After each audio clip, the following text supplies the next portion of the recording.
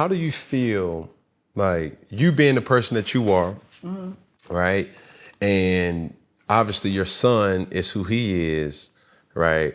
Do you feel, or how do you feel like DeBron has coped with just you, not just only being away, but you coming back and having this big presence? Like, what's his coping mechanism look like? DeBron is, you know, my son.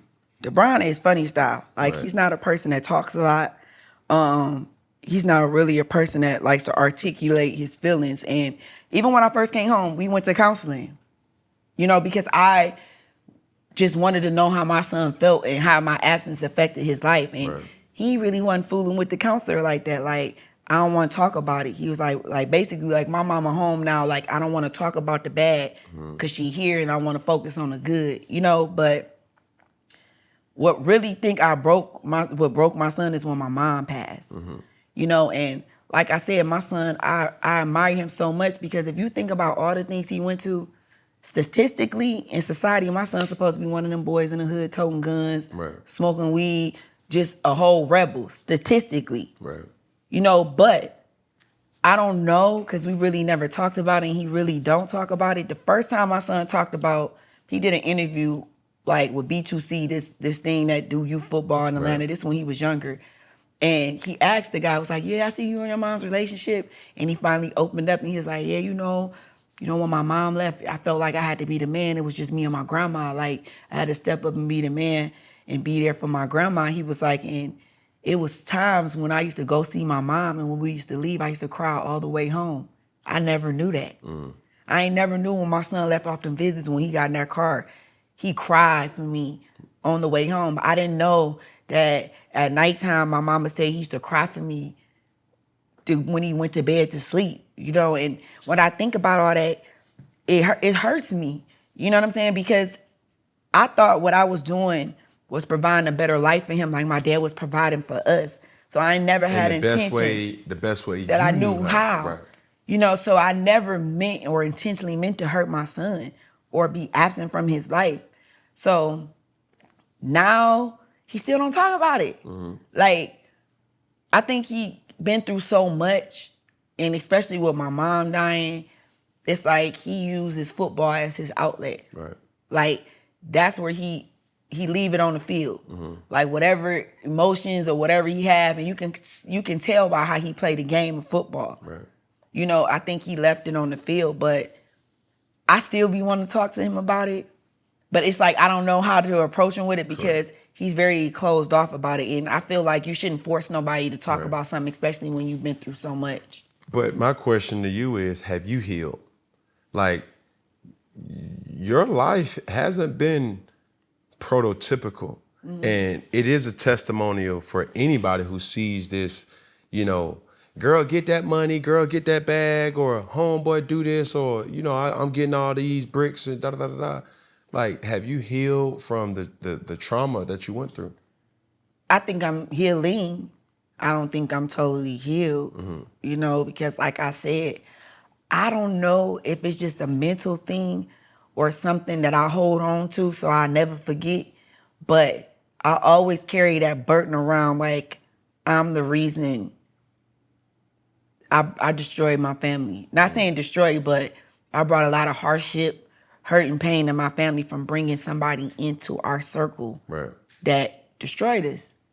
So I carry that burden on my shoulders, and I'm just now starting to kind of like let it go, because I can't hold on to that because I'm not gonna heal within myself. Right. You know what I'm saying? But it's like I try to hold on to the hurt and the pain so I never forget.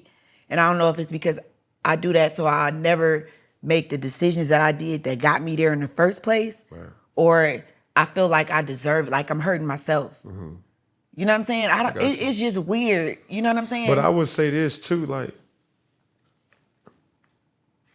there's two different things, right?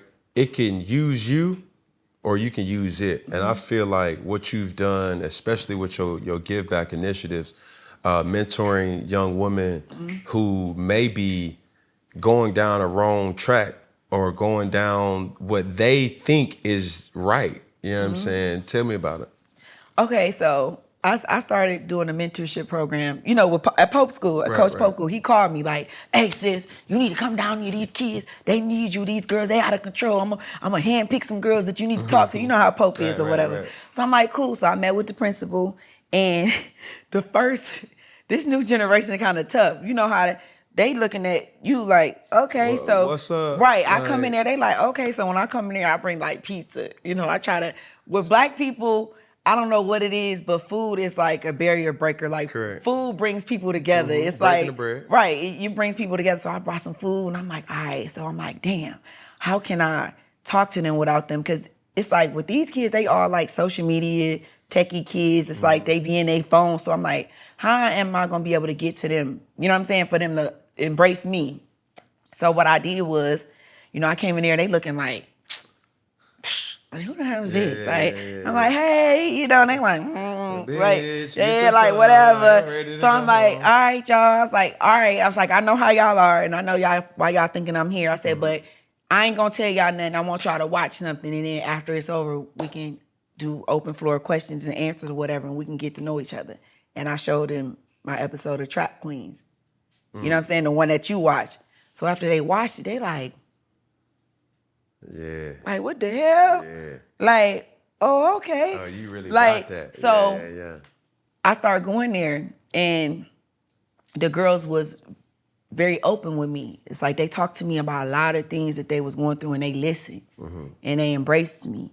And right now, I still talk to a lot of them. They DM me, I'm going through this, and and I still do it out the kindness of my heart, like, because I have a bond with them girls. I talk to them, Right. you know what I'm saying, and things like that. But for me, that was something fulfilling to me because I was helping me heal, and at the same time, I was helping somebody else. What's the common, I don't want to say the commonality, but what's the typical issue that most young girls that you're faced with are going through? Daddy problems, fathers not being involved in their life, fathers that don't even be involved with them but get with somebody else and be a father to somebody else's kids. And I had posted a discussion on my little nonprofit page, and I got a kind of different kind of feedback from people. And they were just saying, like, they need their daddies. Right. They want their fathers. And I feel like in the black community, like, a lot of our men need to step up and be there for their children, because that is a big factor in the decisions that they make in life.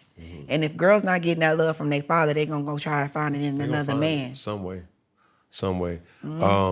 Now, have you partnered with anybody, and what's the plans for, you moving forward as far as giving back or whatever? What's the next step? I haven't partnered with anybody. Like, I did that thing at the school just to see, how receptive they'd be and how was it gonna go. So what I was thinking of, for me, I want to do something that me and my son can do together. And like I said, he's going to Texas A&M, but I wanted my son, he's very quiet, so I'm trying to get him out that shell. But I try to get him to see the type of person you are. Like, you are an inspiration to kids that's just like you. The kids in the hood that mama was in prison, daddy got murdered, daddy was in prison, raised by their grandma, they can't see past their current circumstances, you know what I'm saying? And I want him to be able to talk to these young kids in these inner cities that go through the same thing that he experienced, but instead of going to the left, down the negative route, he went to the right and took a higher route. But a lot of these kids can't see past their block because they don't have nobody to look up to or nobody that's encouraging them to do better. So what I want to do now is go in them cities, and I don't know if it could be around football, you know what I'm saying? Because it's a lot of good athletes, but the kids don't have the resources. You know what I'm saying? They don't know what schools to go to, or they don't have trainers. Or misinformed about. Like, yeah. And we can really talk about that too, before we get out of here. It's like, I've seen you not only mentor young women, but you also mentor parents, right? Because when their son is in the 8th grade and be like, oh, I got an offer from UGA, or I got this, that, and the third. Like, this recruiting, monster, it can eat you up and spit you out. And it's like, on signing day, I'm thinking I'm signing one place, but you're really not. Did I take my ACT? Did I take my SAT? Did I pass clearinghouse? Am I good to go right there? Because it's a lot of behind the scenes that anybody going through recruitment doesn't necessarily know. Yep. And I've been helping a lot of parents, and I was thinking about that. I did actually start it because it's like I kind of doubt myself a little bit because I've known things one way all my life. So it's like now I'm just transforming into something different. This is my second chapter of my life. And everybody say like, girl, I can see you being a sports agent one day or something, because it's like right now, like if I see like this is how it is with recruiting, you know this. All those websites, the 24/7s, the On3, all that recruiting stuff, it can kind of either motivate a kid or it can kind of discourage the kid, because it's a lot of hidden gems. A lot of them platforms focus on certain kids. You know, they boost them up. But it's a kid just as good as that top 2 kid. If not better. But he ain't getting the shine because he might not be as popular. He might not go to a certain school, but he's still just as good.